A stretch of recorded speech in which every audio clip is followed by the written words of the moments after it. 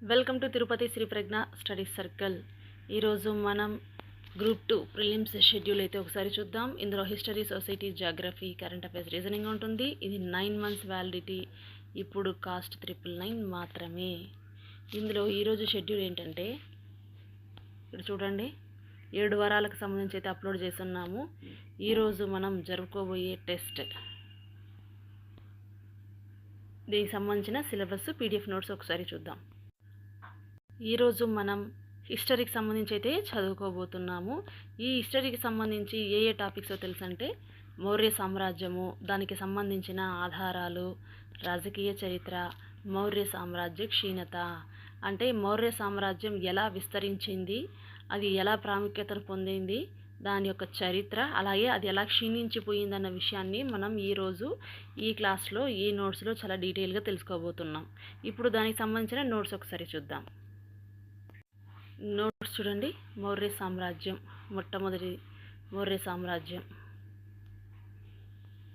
దానికి సంబంధించిన నిర్వచనాలు అక్కడ అన్నీ కూడా ఇవ్వడం అయితే జరిగింది. తర్వాత మౌర్య చరిత్రకి ఆధారాలు, దాంట్లో అర్థశాస్త్రానికి సంబంధించి అయితే ఇచ్చున్నాము. ముద్ర రాక్షసం ఉంది, హర్ష చరిత్ర, రాజతరంగిణి చూడండి, ఇండికా ఎవరు రచించారు, వాటికి సంబంధించిన డీటెయిల్స్ అన్నీ కూడా చాలా క్లియర్గా పాయింట్ వైజ్ ఇచ్చున్నాం. తర్వాత జాగ్రఫీ, న్యాచురల్ హిస్టరీ, వాళ్ళు ఏ నాణాలు యూస్ చేశారు, దాని తర్వాత ఇక్కడ చూడండి శాసనాలు ఎలాంటి యూస్ చేశారు, డీటెయిల్గా అయితే నోట్స్ ఉంది. చాలా చక్కగా ఎక్కడ కూడా కంటెంట్ అనేది మిస్ కాకుండా పాయింట్ టు పాయింట్ మనం ఇక్కడ చాలా అద్భుతంగా అయితే నోట్ చేస్తున్నాము. దీన్ని మీరు రాసుకోవచ్చు. రాసినప్పుడైతే చదివినట్లు ఉంటుంది, రాసినట్లు ఉంటుంది.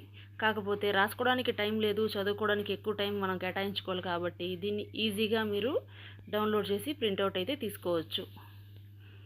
ప్రింట్ తీసుకొని పెట్టుకొని చక్కగా చదువుకొని చేయండి. 4 సార్లు 5 సార్లు చదవండి. దీనికి సంబంధించిన నెగిటివ్ మెథడ్ ఎగ్జామ్స్ అయితే ఉంటుంది, దాన్ని రాస్తున్నాం కాబట్టి అప్పుడు మీకు చాలా ఈజీగా మార్కులు అనేది ఈ పరీక్షలో తెచ్చుకోవాలి. చూడండి, అశోకుని గురించి ఇంత డీటెయిల్గా ఇక్కడ ఇచ్చున్నాము. లాస్ట్లో మౌర్య సామ్రాజ్య క్షీణతకు కారణాలు. ఫస్ట్లో ఏం తెలుసుకున్నాము, మౌర్య సామ్రాజ్య ఆవిర్భావము, దాని తర్వాత అది అంచెలంచెలుగా ఎలా అభివృద్ధి చెందింది, లాస్ట్లో మౌర్య సామ్రాజ్య క్షీణతకు సంబంధించి అయితే తెలుసుకున్నాం.